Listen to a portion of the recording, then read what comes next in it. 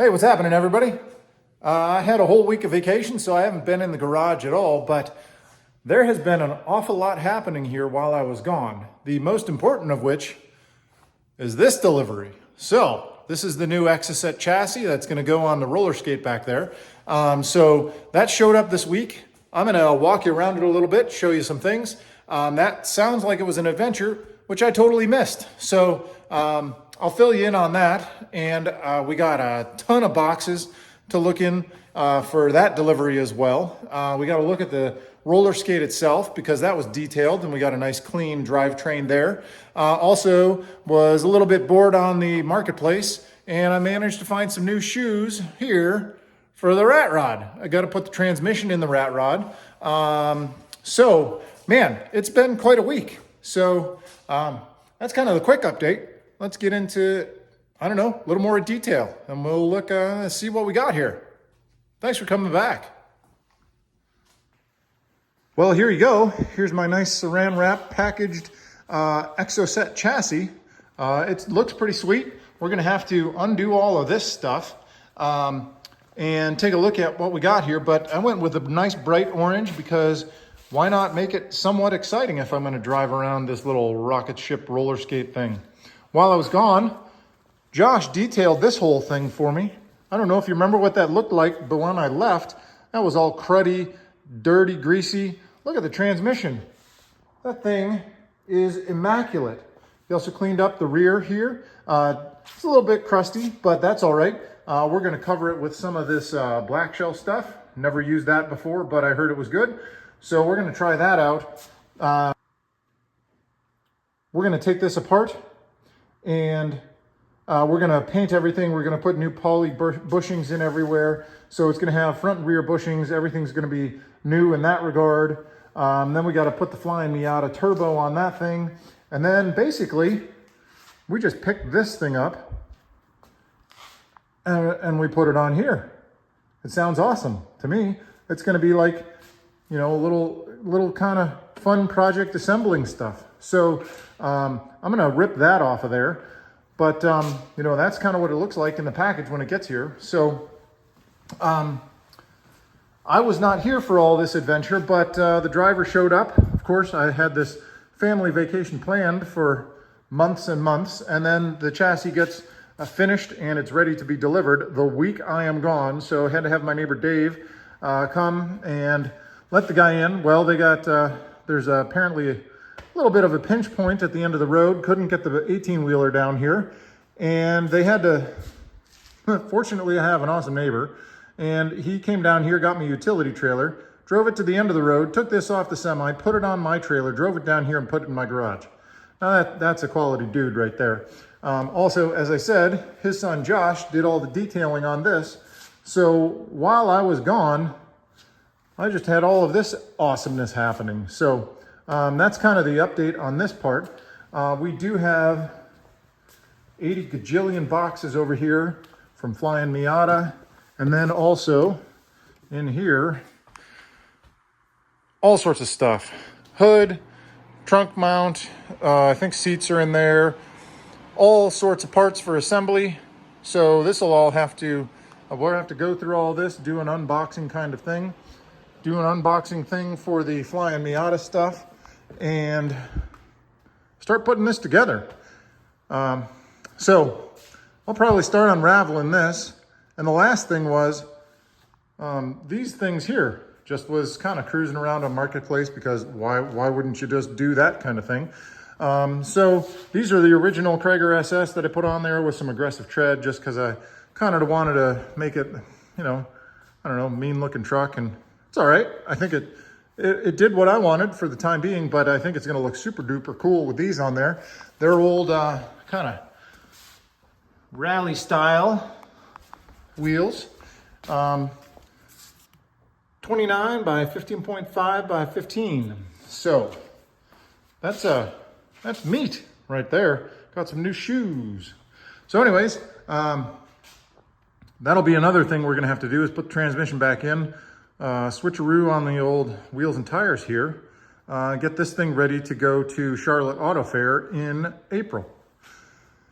And start putting this together so that we have to do what's called an enhanced vehicle inspection in Pennsylvania. So basically when you're building a kit car, you got to have, you know, all your lights and blinkers and brakes and, you know, all the things that, you know, cars need. So we got to have an enhanced inspection, and then you get your regular annual inspection on it.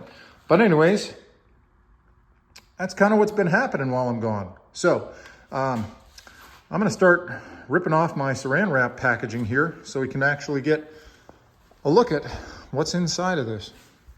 Should be pretty freaking epic when we're done.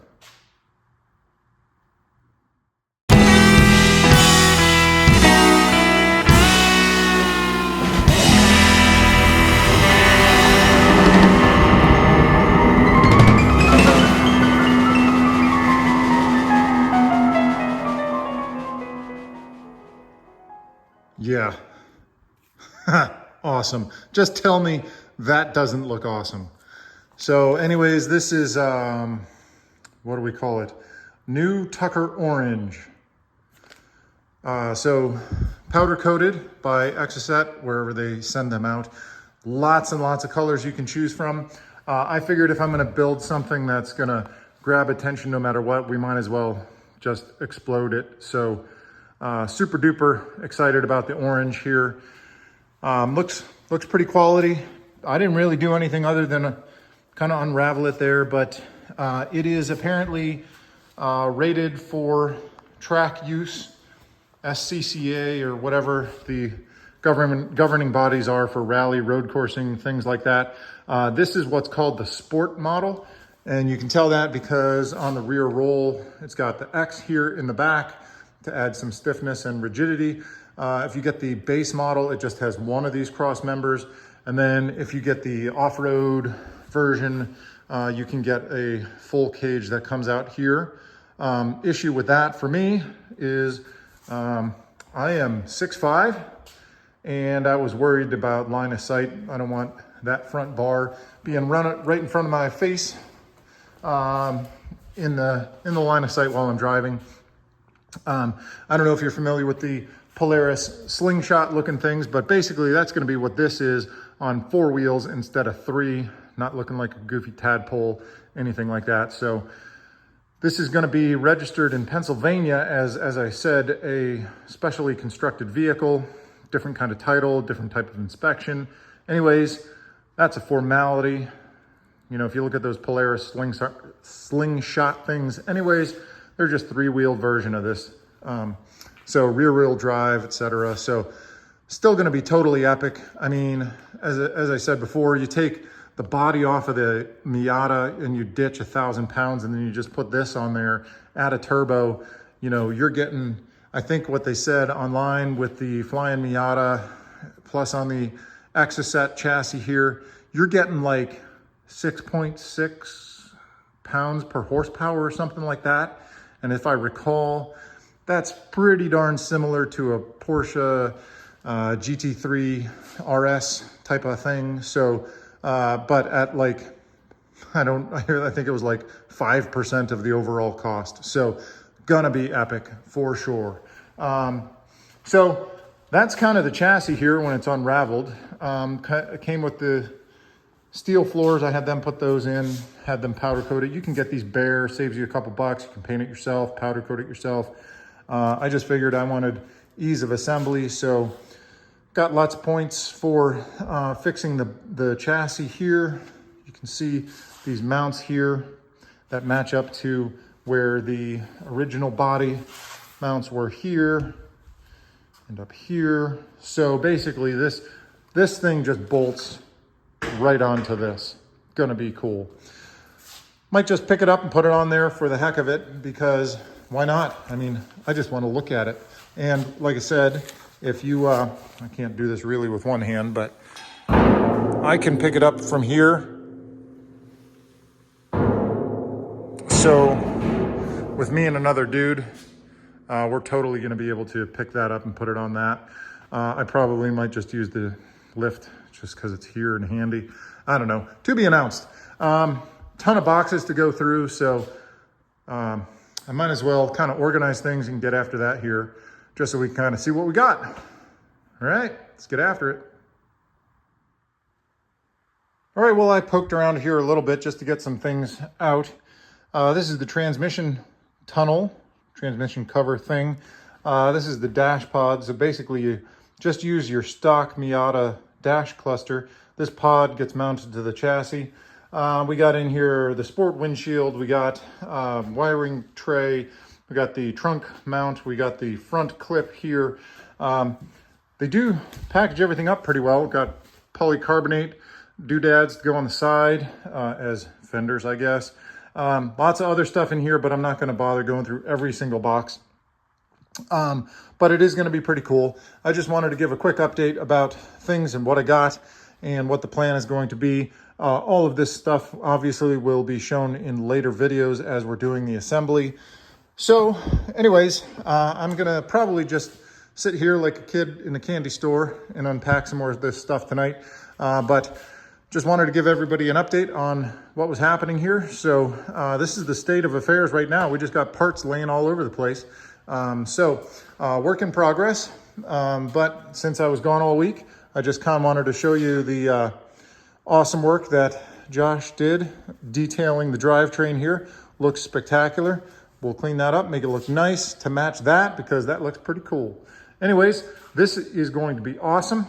And I hope you kind of stick around for the build and you can see what this thing looks like when it's all said and done. And again, plan is I want to drive this on the tail of the dragon this summer, so we better get our asses in gear. So quick update today. Appreciate everybody coming back. Catch you next time. All right, you knew that I couldn't be a guy who just got a toy and couldn't try sitting in it first. So that is not the seat that's going to be running it. That was actually the one that's on the Model A. Believe it or not, there's a Model A under that. And I had that seat, so it's an aluminum seat. Well, that's probably going to be something like what we're going to run, but it'll be a full thing with 5-point harness, etc. Put the transmission tunnel on there. It's going to require some little bit of tweaking. You can see it's hanging off the edge there. Probably need to tighten things up. So anyways, yeah, just couldn't leave it without playing a little bit. So plenty of room for me in there. It looked kind of like it would be tight at first, but yeah, I actually fit in there pretty good. My head doesn't even go above that thing. That's nice to know. So anyways, there you go. A little quick update on it.